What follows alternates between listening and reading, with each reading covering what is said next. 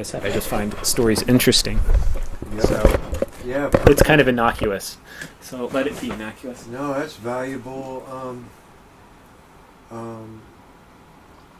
Gifts is people's stories of what they have gone through and experienced.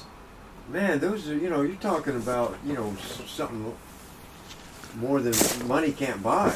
Yeah, and that's what I like about it, is I figure, in this life, you kind of, you can make things for people. You can make a product, make things to sell. You can, offer a service, maybe yourself, labor. You can, grow things. Again, sort of a product, but more of a, Right. necessity.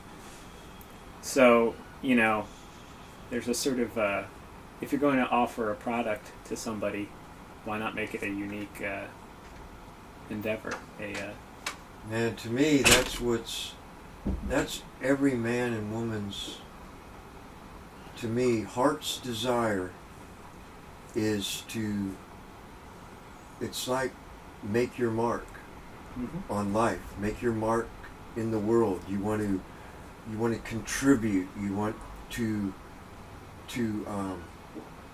have something concrete to share, to give, not philosophy or something that's like, but something down to earth, real, what from the heart and the experience that comes from thinking that way and acting from that place. And there's where to me, that's life itself. That's where anybody gets excited about life, is coming from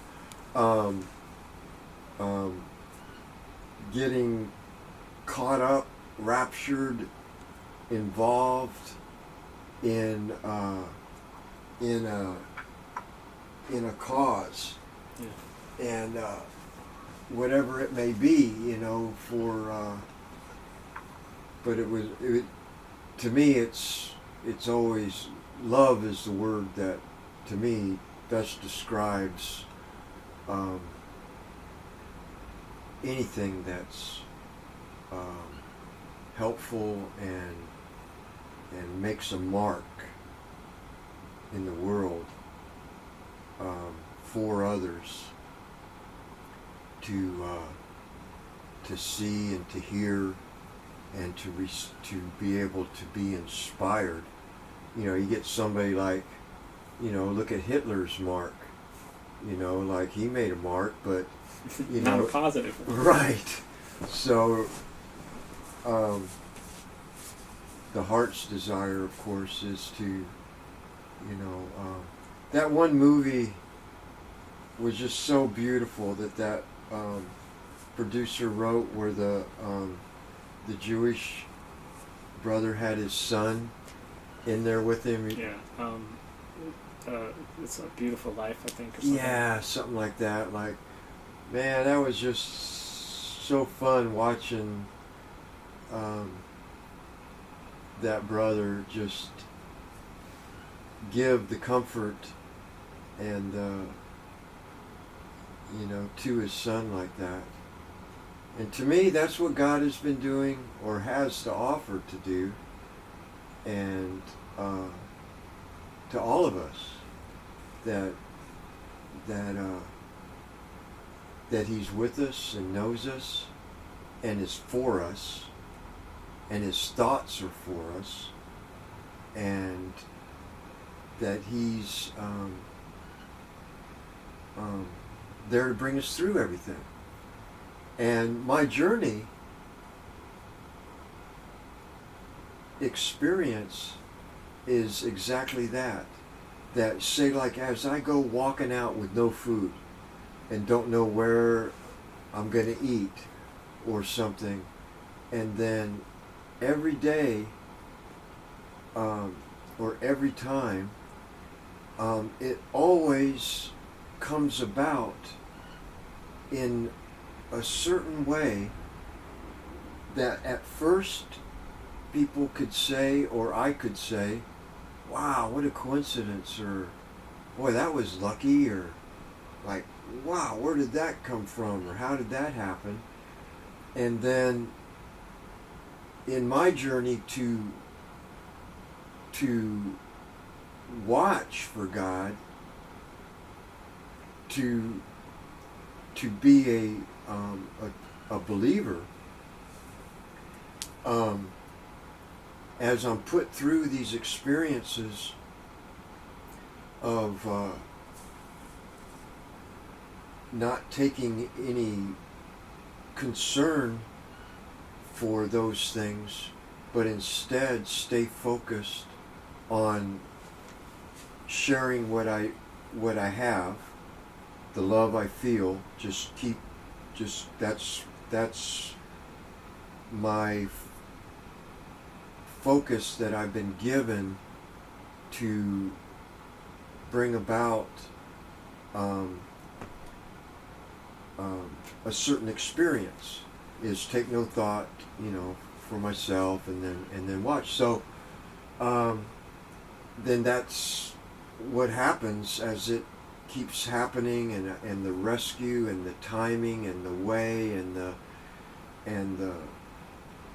that everything comes about started setting me free of those worries and those, that way of thinking that concerns or occupies myself, and I'm able to be more occupied with my heart and my giving and my sharing and my talking and in my singing and in my revelating upon to listen, to Him that's in my heart. Mm-hmm. That I feel, and just not do nothing with it, and so it was coming back on me, and all of a sudden, this was about 4 years ago, a sister that had come in from Albuquerque area and had met the ones that were in what they call Four Corners, Yeah. that area, that and she wanted to take a pilgrimage. We met Melissa, and they came to Atlanta. Melissa, one of the sisters, and she's got a guy. Yeah. So they're a couple. Yeah. And they were living at Four Corners. Yeah. Was she with Luke at that time? Big, full, Yeah, good-looking kid. Young guy. Young guy. Young couple. Yeah. Well, she's since then she's. Is that who did the floors in your mom's house? I thought. Well, I don't remember. Yeah. So she's. Yeah, they. But anyway, this sister was just had first heard about Right. Amen and the brothers and the journey, the walk, the pilgrimage, the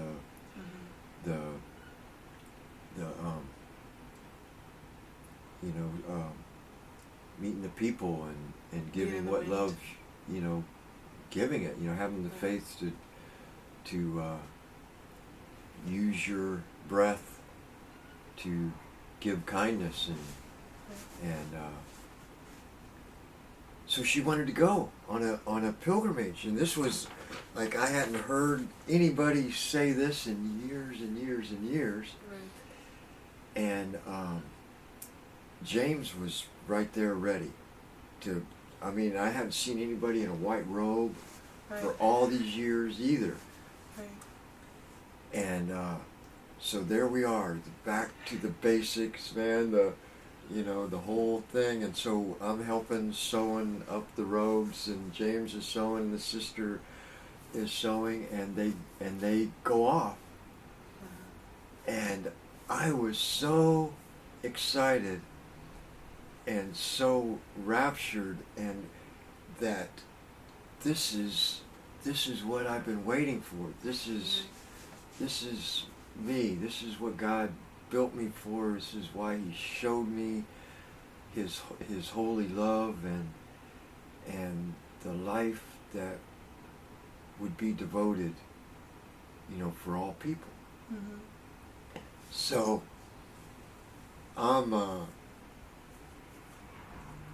there's a couple stories. I got held back for like about a month Mm-hmm. before I headed out, but I tried to head out before that. But anyway, I got put on hold, and then that sister only walked for like a couple days, and then she came back. But anyway, it was the blast of the apostle, of the pilgrim, Right. and Re-energized you. yes. And so, and I knew, he had been building in me, and then, but it was time. And so James was back, and then the same sister and another sister wanted to go. Mm-hmm. And so we got all the gear up, and this time my witness of what was happening within me Mm-hmm. was this commitment to the Father, and this understanding that all my past was meaningless Mm-hmm. as far as it was what I was doing right now. If I was loving, if I was being good right now, Mm-hmm. if I was listening and loving God right now, Mm-hmm. how I was being. And in that, I knew and felt that's where my heart, where I felt God, Mm-hmm. and where I knew everything was new and fresh and clean, and it was from Him, Mm-hmm. not from my head, Right. not from doctrine or Right. tapes, or because I was just so sick of living on those things Mm-hmm. and not being faith and not being love right now. Right. So when we walked out, the four of us, Mm-hmm. we walked out of camp and we started walking west. And before we got even a little ways, in my heart, visually, Mm-hmm. God came to me, and He had me in His arms.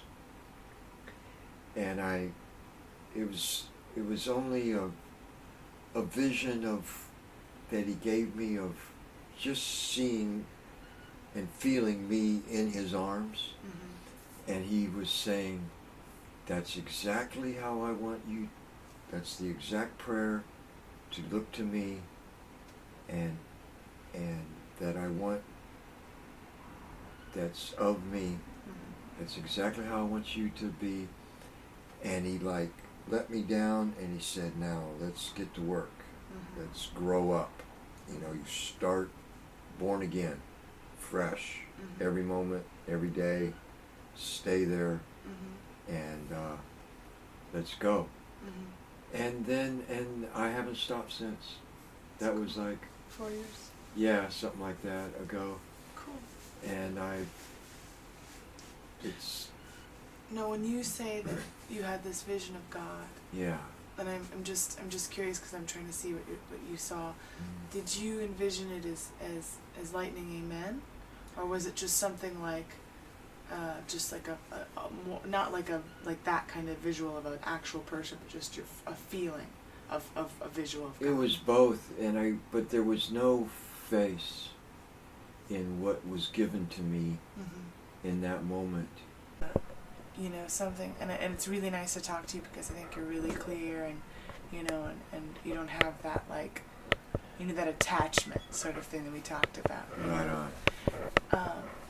I think for me, something that I noticed through Enoch's life, through my mom's life, through some of the other people I've talked to's lives, is that I watched those little kids, and I know one of the children, I was kind of a kid at the time, but you know, he had something, like, you know, he had probably, you know, autism, if you have to label it, but a similar thing, and, you know, they looked at it like it was a malfunction in him, you know, like it was something that could be beaten out of him, or could be, you know, that sort of thing. And that's sad, and that happens whether, you know, they're affiliated with anybody or not. That happens in the world.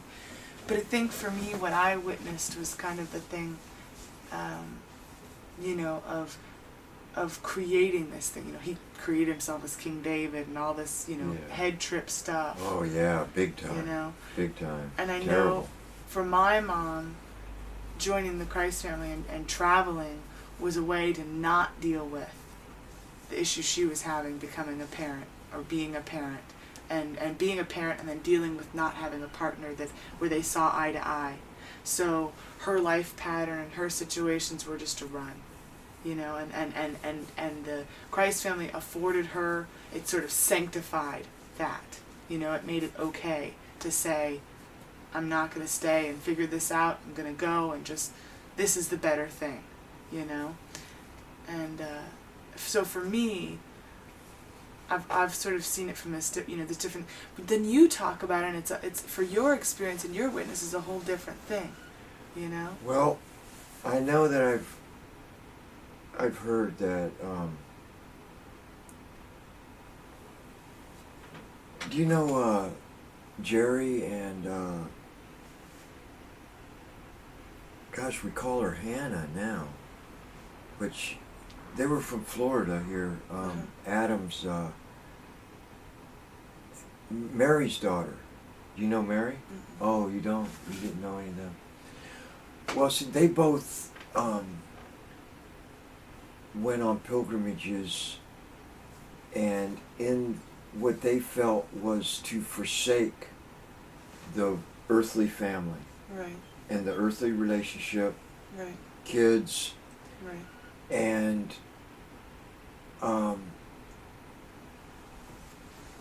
Amen didn't let it happen. They were to a depth sincere, but they did have kids, and there was a responsibility right, that they were being called upon to right, take care of.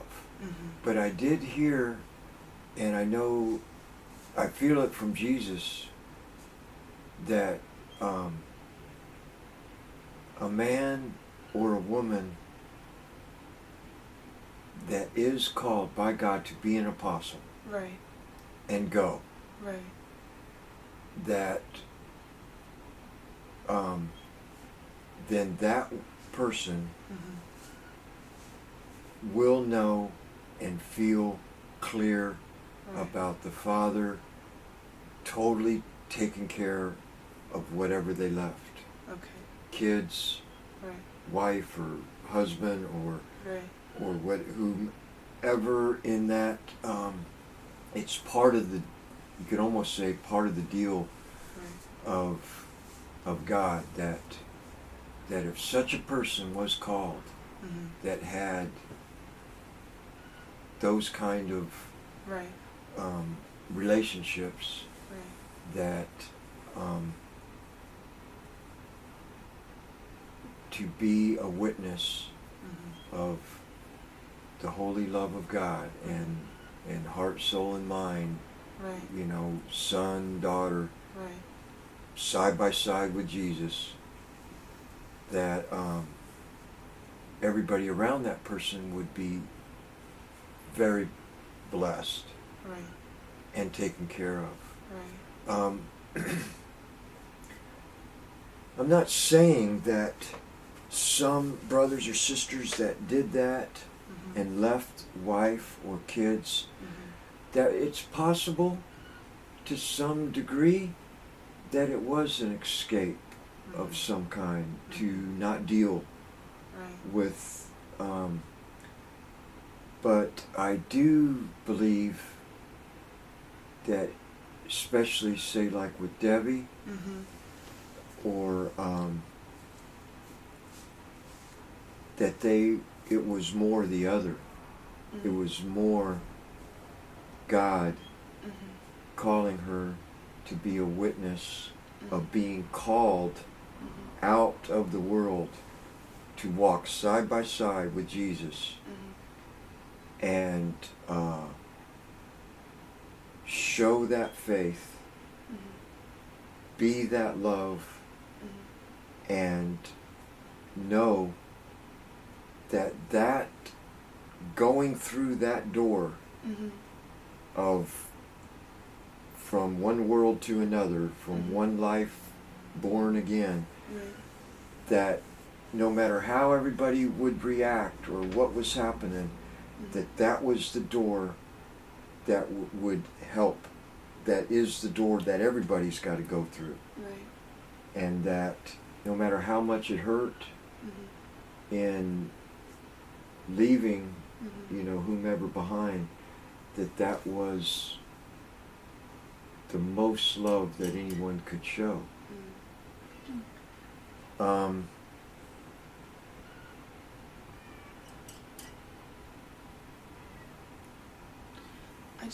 I guess I just wonder. Like if it was kind of an escape.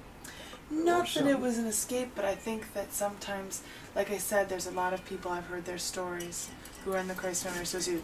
Not you, for example. Yeah. But other ones I've heard their stories where it sounds like it's kind of a way for them to process trauma. For them to come to terms in their own way and process trauma. Well, I tell you, man, all the people that I've talked to and that have been lifted above terrible trauma, the ones that are and give thanks to God. Yeah. And I meet them all the time. I mean, abuse and foster homes and all that, and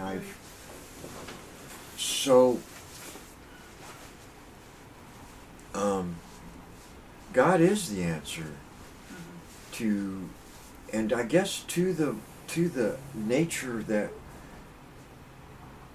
we were born with in this world. It can look like a way of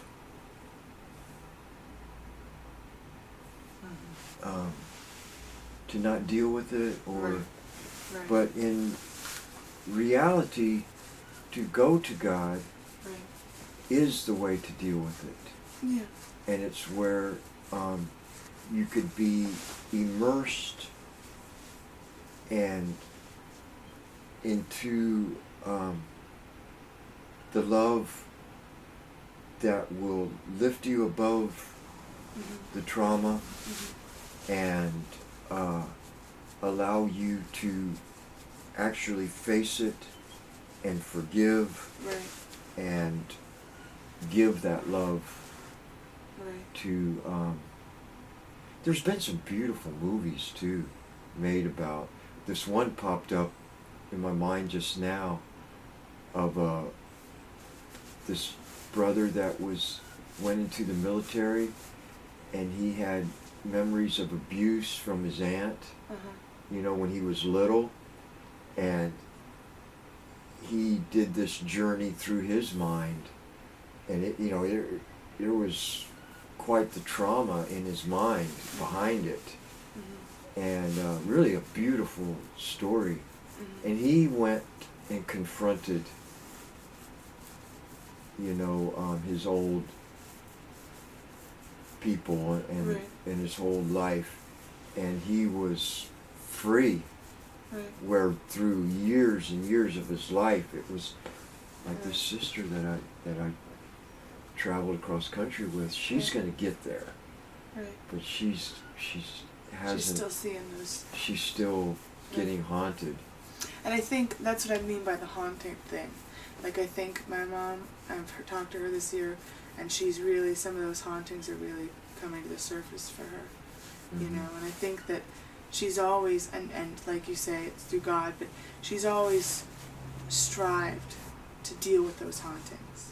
And I think that's for her, the calling has been through God to face some of that. I tell you, I'm an advocate of giving.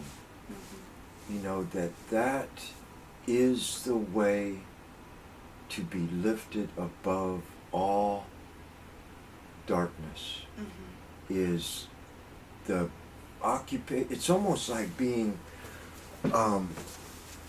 losing yourself in a way with work, or being occupied with a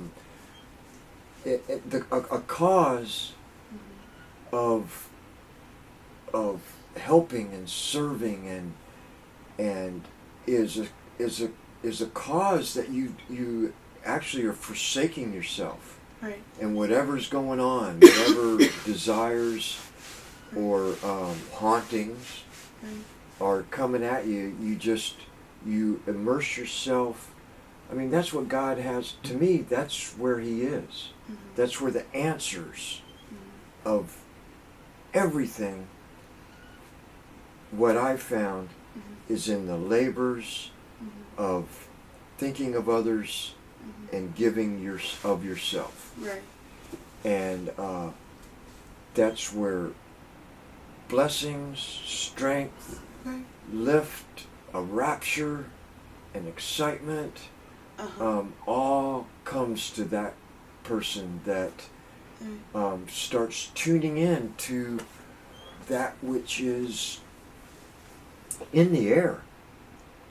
I mean, there is a shout, there is a song that I feel and hear and that is for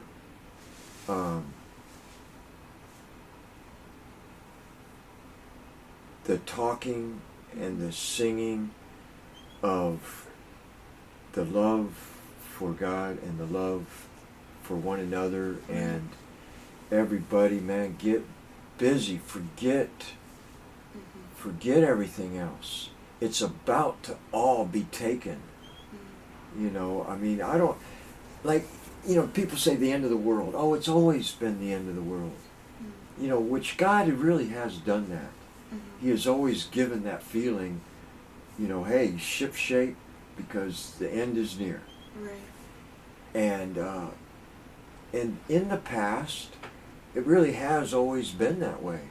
God gives a warning, a civilization gets wiped out, and then people call out, and He blesses, and a nation rises up again, and then they fall to the ego, they fall to temptation of power and greed, and and they don't want to keep up their goodness. Right. They want to have a little extra and own a little extra, or rule over somebody, or and then God would lay that low again. Well, the feeling to me is I've really kind of, actually, as I look back, I've always felt that it's, that time's up. We gotta get serious. We gotta get joyful. We gotta get busy. We gotta be good. We gotta be involved in speaking like our piece. There's so much to talk about. There's so much wrong being done. Yeah. There's so much lies being spoken, and people caught up in it. I mean, how many? The war, the government, the medical association, the vaccinations, how much harm, you know, all these things should be being, you know, like, hey, Fred, what do you think about this? Or did you hear about this? Or, discuss. you know, discussing and stirring up and getting people like, well, what do we do about it? Like, well, let's, you know, we share and talk. We share, and we get, and I'm all for that. You know, we know somebody. I'm thinking of Robert. He's all into it. We know Into somebody. He's really into talking about it, but he's also really into the idea of having some guns. And Oh yeah. He's kind of on the other. That's what. If I didn't have God, that's where I'd be at. yeah, and he's he doesn't have God. Yeah, I would be. I'd probably, and I've met these people, man, that are finding remote areas, stockpiling, and getting ready for Something. yeah, Yeah. that not only a system collapse, Right. but actually if He's- the government decides to enforce Right. That's some where kind he's of at. martial law Right. where you don't get nothing except just a tiny little bit, and you're gonna have to do what we say, and you're gonna have to you're gonna whatever, all the kids are gonna go here, Right. and it's almost that way. Yeah, he's pretty upset. And we go. He's actually somebody. Some neighbors told my mom about him, and she started going over to see him. And then she left, and I started going, because he does it's basically like a co-op, but you don't have to buy a share. He sort of he buys in bulk from Tree of Life, and then Yeah. sells at wholesale prices. Oh, And he's got this, office space, basically, that he's running this business out of. It's got like 6 fridges in there. Yeah, it's just Like real fridges, the walls not- are lined with refrigerators like we have in ours. yeah. And then he just orders the stuff and puts it in there, and he's got big sacks of grain and nuts and stuff, and you go and By the pound he sells it. and yeah, stuff. yeah. And he sells it just the way he gets it from Tree of Life. Whatever he pays from Tree of Life, that's what he sells it to you for. And How can he do that? Who knows? he doesn't know. He doesn't know. Oh. He says that somehow I guess he's at the end of running the on month, his own faith. He His own says at the style end of the thing. month, somehow it just all comes together. I know when I go pay him, if it's like $21.67, I'll give him $22 and say, or I'll Sure. give him $23. Yeah. And then he does something else, which is that if you walked in there tomorrow, honestly, Aaron, if you walked in there tomorrow and said, hey, I need a loaf of Ezekiel bread and 3 pounds of raw organic cashews and 2 pounds of whatever, brown rice, he'd say, okay, and then you'd look at him and you'd say, okay, I'm going to pay you Friday. He'd say, all right, I'll see you Friday. And that's it. Sounds like a godly man to me. Yeah, but he doesn't, not so into God. Last time we were in there, and this is something that made me a little like, oh, I think next time I'll not bring the kids, but last time we were in there, there was what looked like a lunch bag sitting on the counter. And my kids were right below the counter playing with the tea boxes. Because when they come in, a lot of times he lets them make the tea boxes into trains, and they sit. It's a way to keep them real peaceful and happy while I'm getting the bulk goods and stuff, getting it all wrung out and checked out and everything. And so I went to move this bag because I needed the space. There's no counter space, and he said, go ahead and measure it out and write it down. I'll be back. He was dealing with a delivery guy or whatever. Went to move this bag, and it was just like a small lunch bag, whatever, brown bag. I go to move it, and I put it down, and it clunks. I thought, well, that's kind of weird, and I opened the bag. It's sitting on the counter. My kids are right there. Open the bag, and it's got 2 22s in it. Or whatever. What are the small ones? 32s? Little small, little handguns. We wouldn't have had like 22 with a handgun. Right, okay, so 2 little, they were guns. Yeah. I don't know. I didn't check out. Pistols. That little small, 2 little pistols in this bag, inches away from my children playing there. Yeah. And so I picked them up and found the highest shelf and stuck them up there and thought, I'm going to come in without the kids next time, because that to me, that's not. Yeah. I'm not, I'm of the, the Oh, John man. Lennon thing. If you go bringing guns into the situation, I'm out. That's not this me. brother picked me up. It just reminded me of a quick story. Yeah. He showed me everything he was packing, man. Right. He had a pistol under the seat. He had like a couple of knives. Right. He had. Is he a trucker or something? Nope, he was in a car. I liked him. He was a good guy. Right. But he did feel that so far he had been he would physically Right. a bully. or somebody mistreating a girl, or these situations that he would come across in his rough life, bars Right. and stuff like that, he didn't hesitate to physically Right. tell somebody to stop, back off, and if they didn't, he had a lot of those kind of stories, which, doesn't bother me, Right. but I do know that progressively Right. Right. you're supposed to, you got to rely upon the Father, and Right. and that if the spirit that you're writing to be inspired, that's for justice and Right. and treating everybody right. Right. If you're writing that spirit, it will lead you into, letting those things go. Right. And Yeah, I'm the same, and so one time I came in there, this was before the last time. Last time he was just real busy with the delivery guy, and I guess just forgot about the guns on the counter, but a time before that we came to visit him, and he was just all fired up, like he'd read something in the paper about the vaccines being enforced yeah, in New York, like it had become a law or whatever, and shit becomes laws. There's all kinds of crap on the books.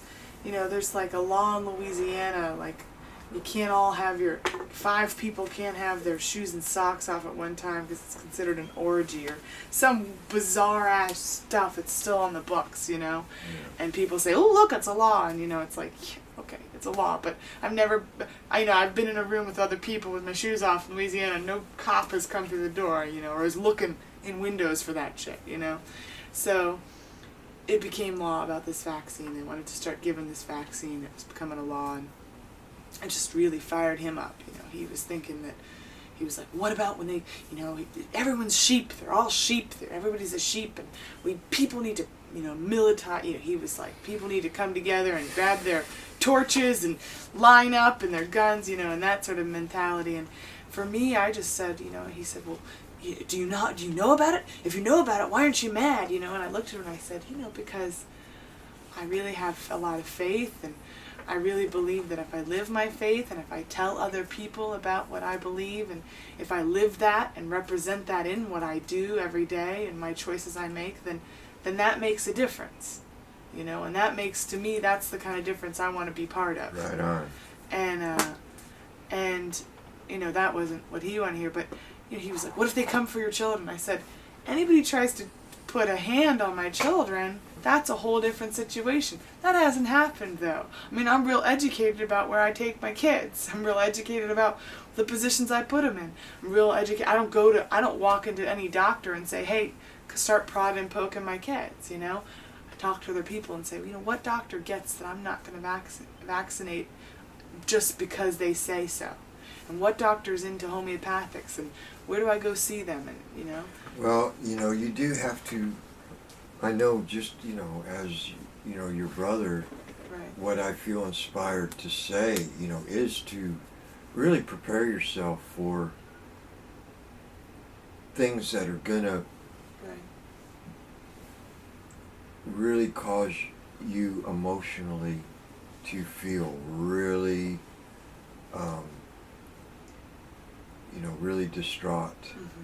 Mm-hmm. The system is reaching out to do that to as many as it can. Yeah. And it's definitely happening, and I mean like out of the blue, you could almost say, to pretty, you good people. Right. All of a sudden, some CPS person heard their child say something about dad smoking something, and then the next thing they know, the kids are taken, and here's a good, hardworking or something, good people, Right. and all of a sudden they're kids that they born and raised and emotionally love are being threatened by the system to, and these are things that are a person, if you're going to have faith about that God sees that, He knows that, and what I believe is that all of us, and every child and every woman and every one of us, God knows what we need individually. Right. That's, I mean, to me, that's the divine of Faith. yeah. I mean, that to me is like, I think I educate myself as much as I can.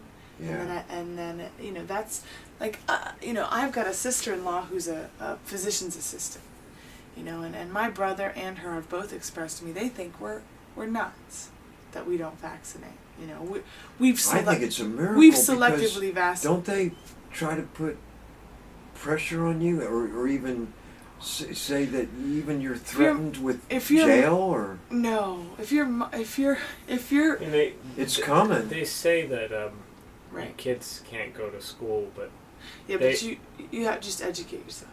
yeah, Man, this basically this is the way it falls with a lot of things too. Is that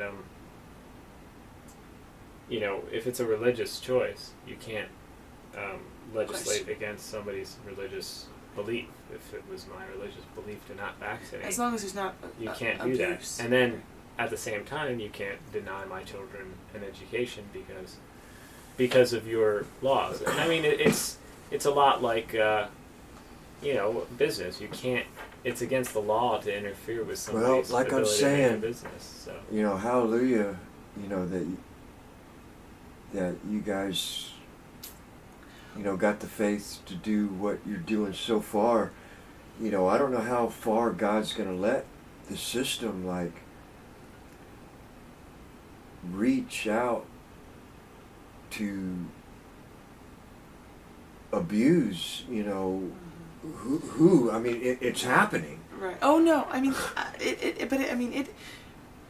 So you watch the news, it happens. Right. You know what I mean? If I watch the news, if I read the news, if you go online and you read the news, I mean, there's sick shit happening all over the place. I know. Just sick. Yes. You know, just stuff that does make me literally feel just ill. You know, emotionally ill. I've read about this little boy in Brazil. I don't know if you've read about this. There's a little boy in Brazil, and his father and a lover, and they don't specify if it was a man or a woman, I'm not sure, were putting needles in him, 2 years old. Yeah. They've been putting needles in him for, they don't even know how long. And they would get him drunk, and then they would put needles in him to spite the mother. They were hoping he would die to spite the mother. And eventually, one day, the kid was complaining, and she took him to the doctor. I guess she didn't take him to the doctor regularly. And they did a sonogram or something on the kid, and they found like 50 needles in his body or something, and they removed all the ones that were threatening his organs, threatening him to die. There's still 14 in him. He's had all these surgeries, 2 years old, and he's still got 14 in him that they say are not in places that are threatening his life. So they're going to give him a break on the surgeries for right now.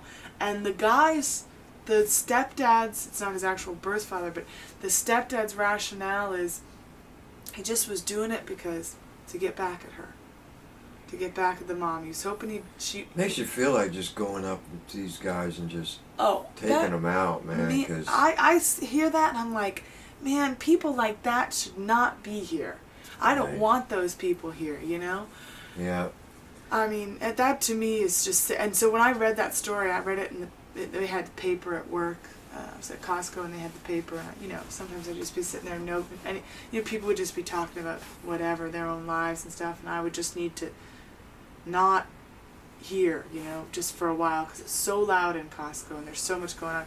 And I picked up the paper and was just flipping through, and it said something about a little kid, and I was like, oh yeah, and I was hoping it was one of those, you know, it was around Christmas time, and around Christmas time they'll put in pieces about, a nice, like, this family adopted or whatever, went out and saved kittens in their spare time. I don't know, you know? And so I thought, oh, look at that, I got a 2-year-old, what's this about? And man, I just sat there and was like, that's so fucked up. You know, and then I've heard about families losing kids, you know, for really crazy stuff. I've also heard of families who do really fucked up stuff to their kids that don't lose their kids. You know, some of the shit you see on TV. We were talking about that. There's this show, Toddlers and Tiaras is the name of the show, and it's about these moms. It's a fucking TV show. In my opinion, that's abuse. Who their kids are just barely walking, and they're spray tanning them, and they're putting lash extensions, they're dyeing their hair, and all this shit. Just ripping the kid's childhood away. You know, ripping away the only time in that person's life. Oh, you mean like, yeah, I've seen that in... Making them little beauty patches. Yes. Yeah, they do teeth whitening, they're bleaching their teeth, they barely got teeth, and they're already bleaching them. And, they're, you know, putting them in bikinis. They're 2 years old, 3 years old, and they're waxing their legs and putting them in bikinis, and it's like, to me, that's abuse. I mean, I think that's abuse. It is. I mean, the mother who doesn't feed the kid, that's abuse too. But the mother who goes out of her way to tell the kid at 3 or 4 or 5 years old they need to look a little skinnier in the bikini, that's abuse. You know? And they're making TV shows out of it, and I honestly, that show, I watched it one time, I think we watched it, and we were both just sitting there going, that's sick. And it's sick that it's a show. It's a sick thing. That is unbelievable. You know, that's the only time I was talking about with somebody at work. I was saying it's the only time in life when you don't have, not that you ever have to. You don't ever have to be all about it. But it's one of the few times in life when nobody's pointing it out to you. You know, you can walk around with, and our kids do walk around with jelly on your shirt, and you're a little kid, you got jelly on your shirt, whatever, you know. As an adult, you walk around with jelly on your shirt or your robe, whatever. Somebody might say to you, hey, you got something there, you know, and you, oh, okay, you know, whatever. And then you make the choice in yourself to recognize that, no, I need to wash that, or say, yeah, whatever, it's jelly, you know. But as a kid, you don't have to be aware of it, you know, and nobody really needs to point it out to you. Some people do, and that's okay, but I feel like that they're taking away that time of life, you know. Absolutely. You know, the prayers of the good people, man, are, Father, get them. Yeah. Get them all, man. You know, stop this.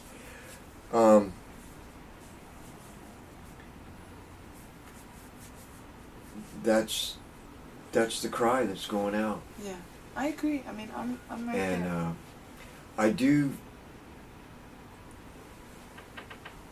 I do feel he's got the soul of them kids covered.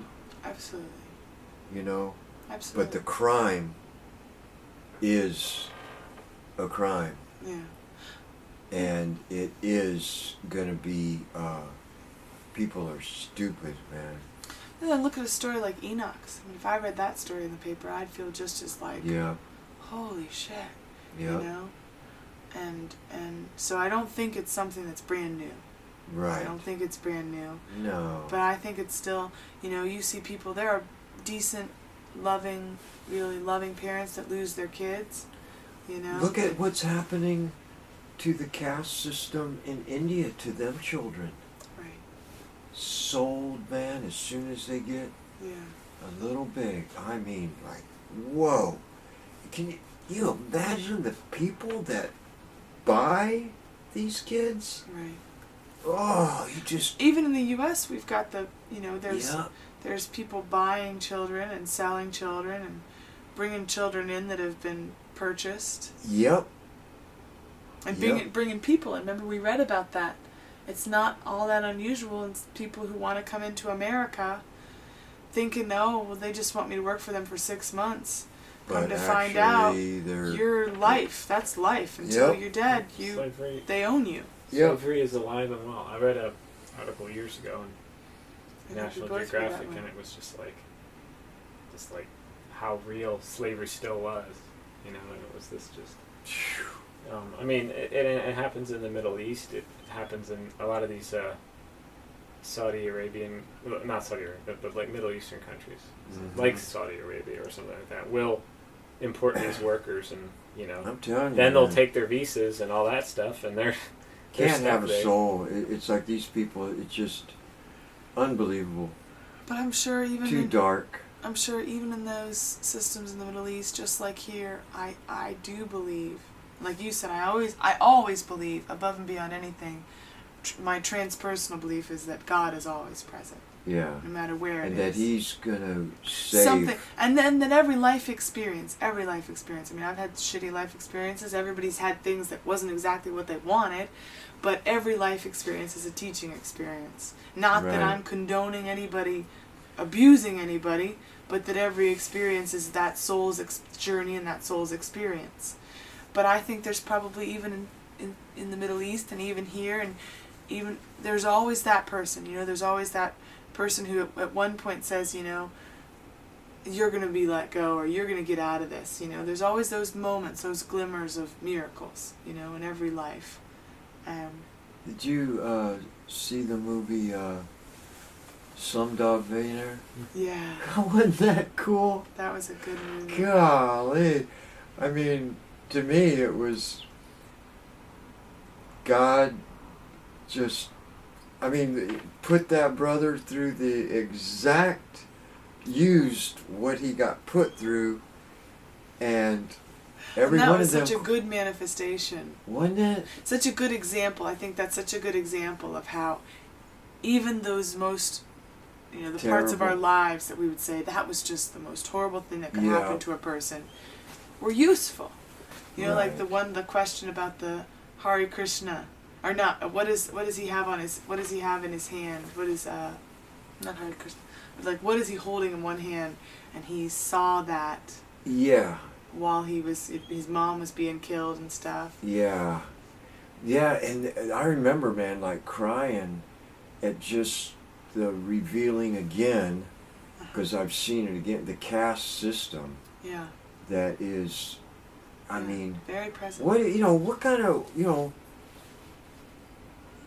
what's this world, doing, allowing any of these things? Right. It's supposed to be it just shows you just how asleep and lack of involvement has caused these evils to just keep going on.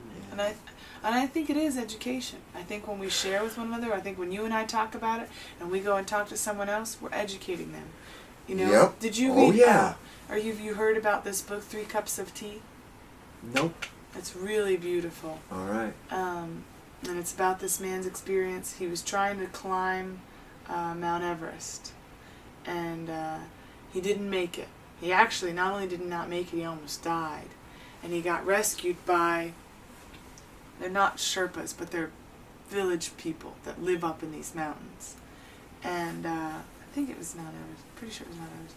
But he got rescued and brought back down into this village, which is like one of the highest altitude, and like nursed back to life. Really, literally brought back to life through these people, just spoon feeding him food and just bringing him back, because he was just all kinds of chapped and burnt and all kinds of stuff. And when he got completely back to where he could sit up, he started looking around and seeing the villages and seeing how it was all run. He didn't speak the language, but so there was one person there who did speak the language. He would go and work with these tourists, mountain climbers. Yeah. And so he could get a little bit of translation, but a lot of it he just had to sort of pick up and watch what was going on. And he noticed that these kids really wanted to learn, and they genuinely wanted to learn. Nice. That looks really good on you. Yeah, I think it's a good look for you. Yes. I'm listening. Go ahead. But they had a teacher who the village paid to come from another village, and sometimes the teacher didn't show up, or the teacher only showed up once a week, and these kids still went up there to the spot where the teacher would show up, which was just like an open field, and they would draw. They were learning math in the dirt, and this was, and he decided he wanted to go back to the U.S. and try to find a way to build them a school, and he did it. He got the money, he got the funding, he established his organization, and his big thing, this whole book is about him saying that if we create schools, especially for women, then everything changes. The number of babies that are had changes because women are educated on what birth control is. And then they start, when women are educated, they start questioning, should I be having babies? What could I be doing? They start questioning things. And people in general, when they get educated, he was saying educating the boys is really good because he was in areas of Pakistan and Afghanistan. And at one point, there's a chapter called Tea with, who is it? The Al-Qaeda. Tea with Al-Qaeda, because he met one of the big, huge Al-Qaeda. With the Taliban. With the Taliban, right, that's what it is. Tea with the Taliban. Because, actually, here's your little factoid. Yeah. Al-Qaeda doesn't exist, Right. so to speak. Al-Qaeda is a CIA Right. name for networked terror, Right. what they call terrorist organizations. Right. But so, like, you know, we talk about it in the news, like, they call them Al-Qaeda, but that's a fictional name Right. to them. But Right. the Taliban is actually. Right. Yeah, what he talked about is that the Taliban, if you put a school in an area, they lose their power. Because when you start educating the women, they start educating their children, and when people start educating and questioning that violence stuff. Well, that was what Charlie Wilson's war was about. Was Right, that exactly. He was like, he saw. Oh yeah. We basically funded the insurgents against the Soviets, and he's like, just tried to get a fraction of what they sent them in weapons. And he's like, it's very important. We gotta build schools now. This is the time. Right. We have to go in. We have to build the schools, and we have to, focus on the infrastructure. And that's right. And they didn't do it, and the committees that were responsible for that shut it all down. And, that's his big thing. He's saying we can't rely on governments. He's funded this thing, and then the book says if you want to help, pass this book on to somebody else, or buy another copy, or get your library to order more copies and start a discussion group on it. That's the simplest way. So basically, like your message, if you're going and traveling, it's the same kind of idea. Sure. Educate people. Right And when you on. educate people, you're educating people about God and the love of God. And when they start thinking about it and looking at it, then they start making changes. Man, to help any way they can, whatever you see, man, children, women, causes, they're all wonderful, to get involved in. Absolutely. So, and it's all of the same spirit. Right. I think we make more change with that spirit of love and education to change, than we make change with the other spirit, what Robert's talking about, picking up your guns. That spirit's not this. That's a spirit That's I'd like. Self-preservation. Right. I'd like. I mean, there was somebody in there the day. Yeah. Yeah. The day that he was in there, kind of going off, there was another guy in there saying, you pick up a gun, that's what they want. Then they just get rid of you. Right. Then they just put your ass in jail, or they shoot you, and you're gone. Right. We're not going to win with guns. That's the game they already play. We're gonna topple the government. No.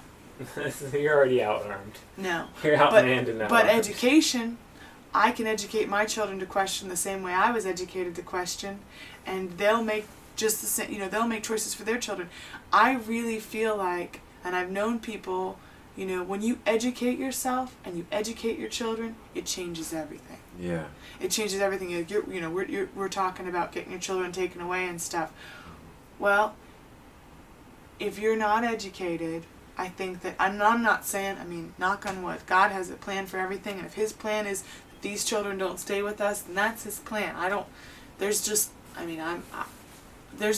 no way. If His plan is that I get hit by a bus tomorrow, that's His plan. I understand. But I can look at find out where the crosswalk buttons are and push those crosswalk buttons. You can, and I can teach my kids where the crosswalk buttons are and to push them, and that's all I can do. Right on, sister. And I don't want them to be in fear. I don't want them to live in fear. I want them to live in love and the knowledge that everything we experience is part of our experience. Yep. And that everything, I took this class and I was trying to tell Mom about it. It really blew my mind open. It was called Systems Theories. It was in Marriage and Family Counseling Department.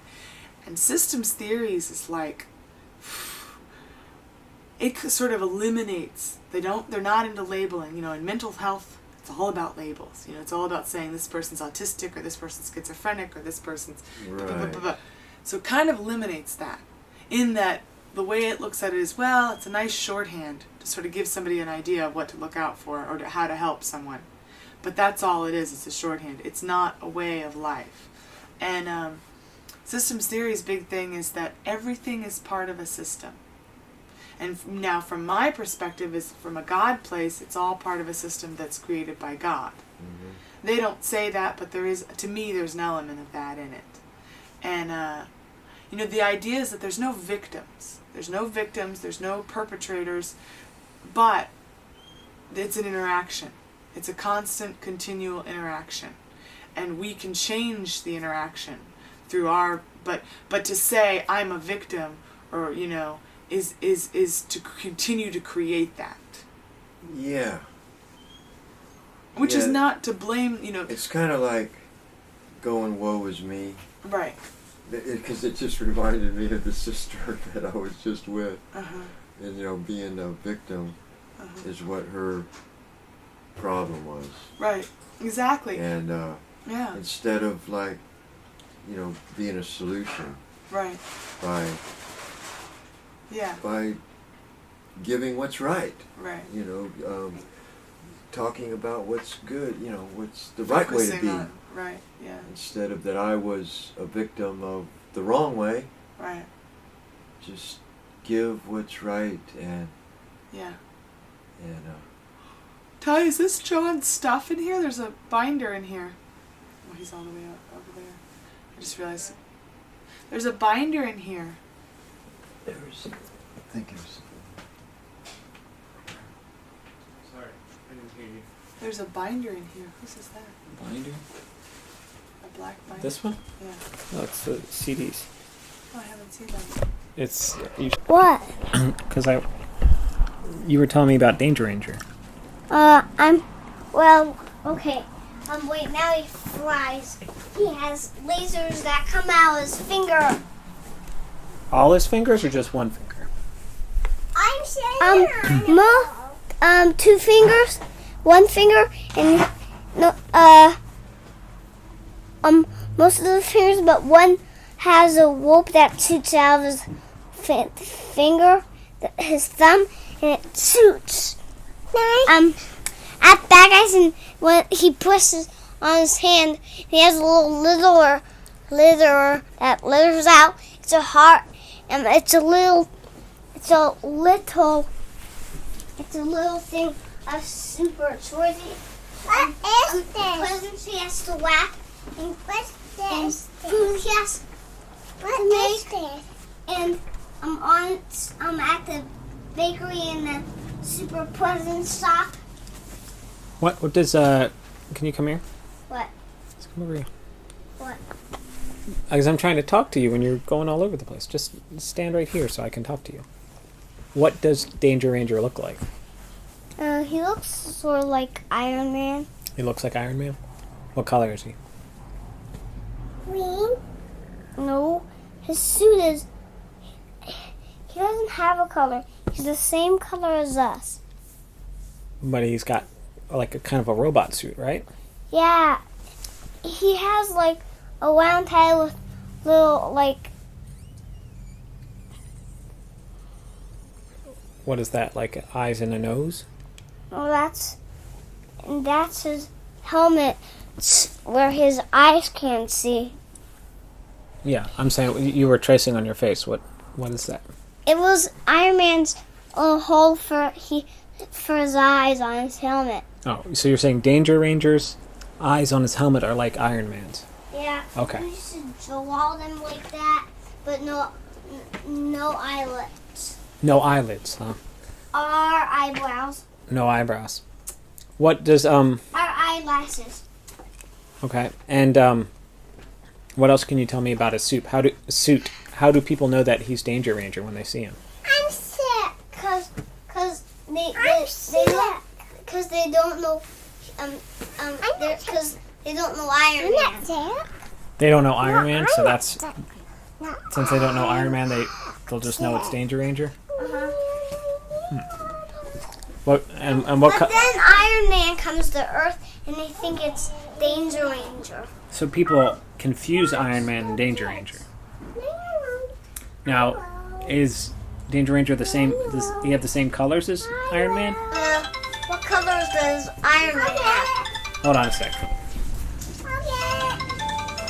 So, come back and finish telling me about Danger Ranger. Super Danger Ranger. Super Danger Ranger. I was just saying that so I can start helping you. Okay. He has a robotic suit. So do people know he's a robot? No, he's not a robot.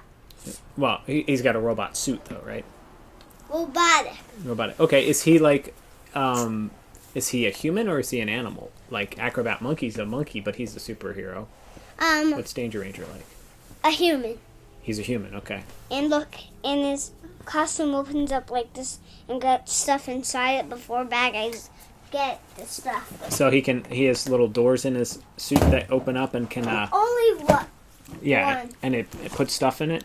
Yeah, before the good stuff he's gonna like for the stops he don't work so For the what? the stops. But you know how he turns into his he gets his costume on. He presses stuff like that, and then poof, it comes on him. It just opens up and goes on him. Mm-hmm. That's pretty clever. I was crunching it. That's okay. So, what else should people know about Danger Ranger if they're in trouble or they might need rescuing? Well, he doesn't rescue anyone. He doesn't? But you said he fights bad guys, right? That are doing crimes?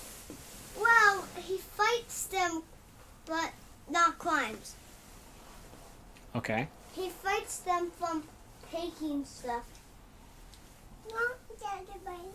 Okay. He fights them from taking stuff from buildings and museums and things like that? Banks? And what does he do after he beats them? After he defeats them? Oh, he doesn't.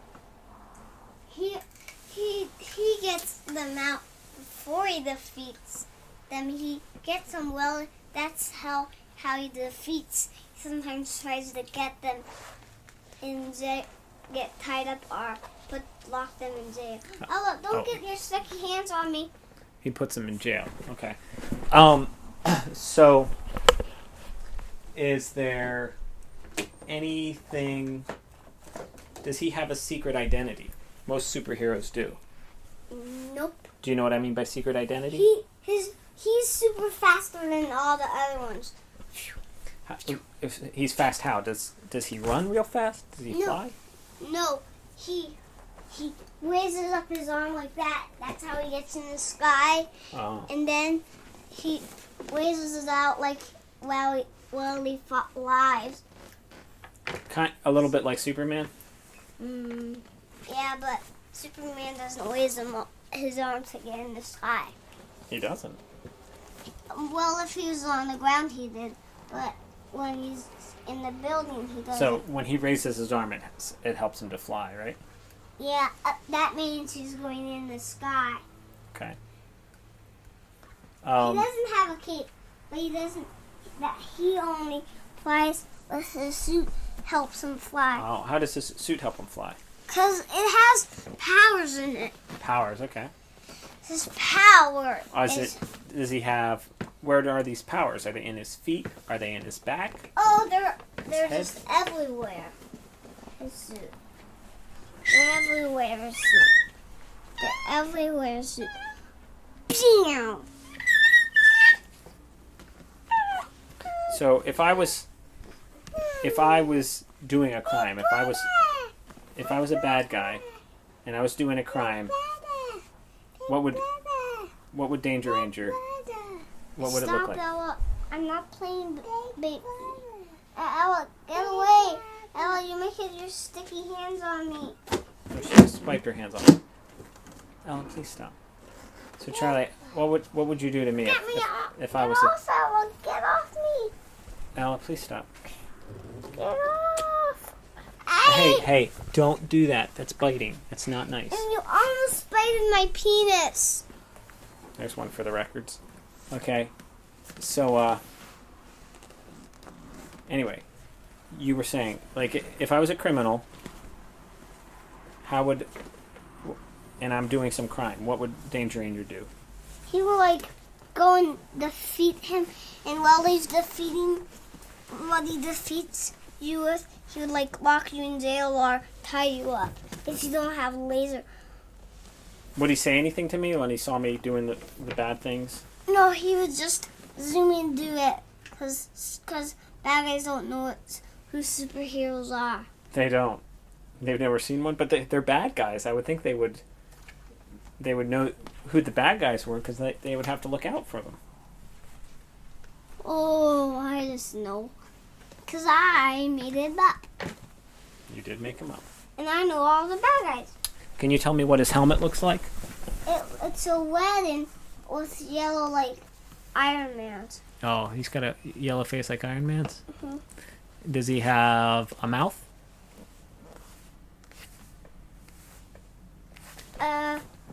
No, it doesn't show because of his helmet. Okay. Does he... Just his eyes apart so he can see. Okay. That's what he does, has to fly. All right. So do we know everything that his suit can do, or are we learning? Do we learn about it all the time? Well, no one knows what he's doing. No, people say, look, it's a shooting star, but it's Iron Man that's flying through the sky. Iron Man, or is it Danger Ranger? Danger Ranger. Oh, you confuse the two. I think even you have a hard time knowing the difference between Danger Ranger and Iron Man. He's new to me, so I forget sometimes what his name is. So this is Danger Ranger, not Iron Man, right? Yeah. Even if he looks a little bit like Iron Man. Yeah. Okay. Okay. This is Daddy Can I see? interviewing Ella. Okay? So, Ella wants to do some talking into the recorder. What are we going to say, Ella? What are we gonna talk about? I just want something. You want to talk about something? All right, hold on. Let's move over here and we'll talk, okay? I want to talk to somebody. You want to talk to somebody? Yeah. You want to talk so you can hear it? Well, for you to talk for somebody to hear it, we have to let's talk about something. What do you like to talk about? Something just like.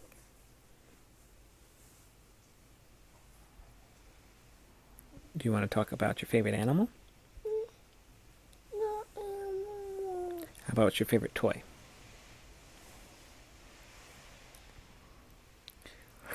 Can you tell me about dancing? I want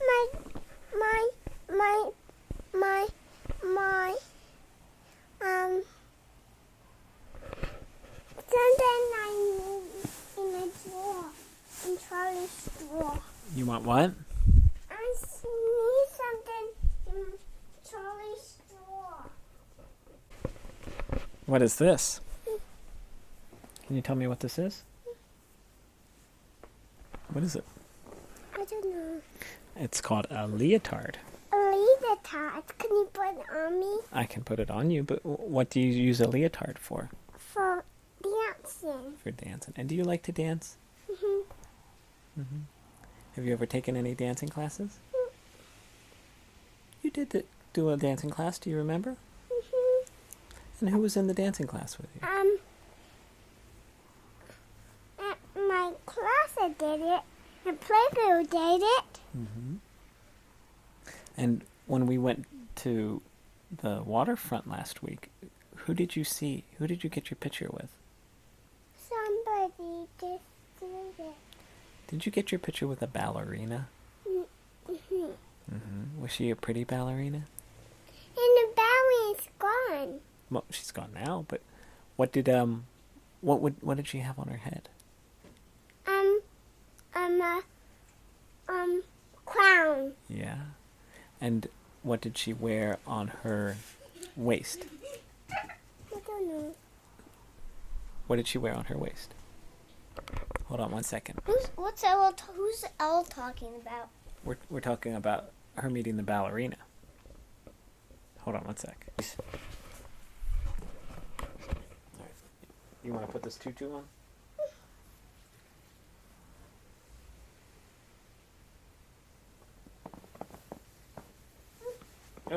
Oh, I'm sorry. I didn't unbutton it back here. Hold on. Where am I? Where are you? I did it. All right, well, put your pants on. Here. No, I didn't hear you wash your hands. I did. It was you did. No, it wasn't because I was talking to Ella. I can hear that sink outside of the bathroom.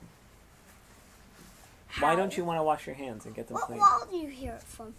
I can hear it. It's so loud coming through the walls that I can hear it. Oh, Charlie. Sorry. Why is Ella wearing Okay, that? so you're going to tell me about your ballerina outfit now?